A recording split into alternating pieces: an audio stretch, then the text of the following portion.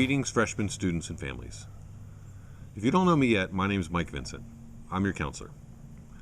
I know that this has been a weird start to high school, and some of you have adjusted to it easier than others. I haven't got to know all of you yet. This is going to be a hard year for that. But I want you to know that I'm still your counselor, and I'm still here to help you figure some of this stuff out.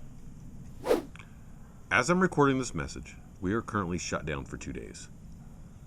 But it's not a vacation, and that's really why I'm sending you this message now. We should be handing out midterm progress reports.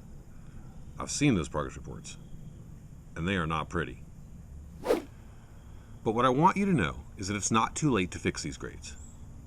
I'm not sure if you all understand yet how grades and credits really work at high school.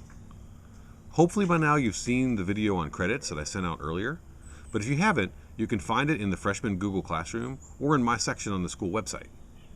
It's important to understand how credits work, but you also need to understand how the grading periods work in order to earn those credits. So, here's a quick overview. At the end of the semester in January, you'll earn a final semester grade. That final semester grade gets calculated by averaging the first 9 weeks grade and the second 9 weeks grade together.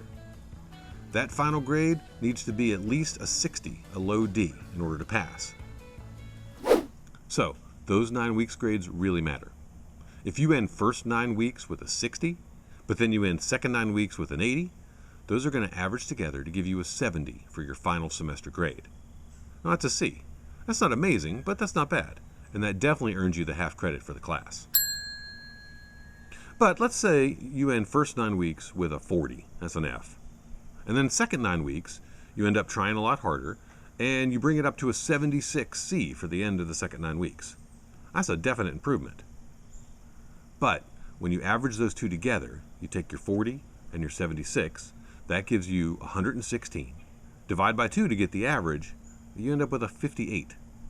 That's an F. You didn't pass the class, and you're going to end up having to repeat that class down the road if it's a class that you need to graduate. I don't want that for any of you. The midterm progress reports that were supposed to go out this week are just that, progress reports. They're a chance for you to see where you are in the middle of the 9 weeks. They're not a final grade. They don't go on your transcript. So, if your grades are low, you have time to fix it. That's what I'm saying. And you need to fix it. You need to pull those grades up before the 9 weeks ends. Because if you end the 9 weeks with a really low average, it's going to be an impossible uphill battle to try to pass for the semester. Students and parents, if you're not checking live grades regularly, you need to be. If you need your login information, send me an email at mevincent@k12.wv.us, and I'll send you what you need to get on there. If you're missing work, check with your teacher. Many teachers are still taking late work for partial credit, or some of them for full credit. But any credit is better than nothing. You can't have a bunch of zeros in there killing your grade point average. Don't treat these 2 days off like a vacation. There are way too many of you failing classes right now for this to be a vacation. So I guess what I'm saying is get to work. You need to. Okay, that's all I've got for today. Good luck, and let me know if I can help with anything. I hope one day to see you all safely back in school, in person, together.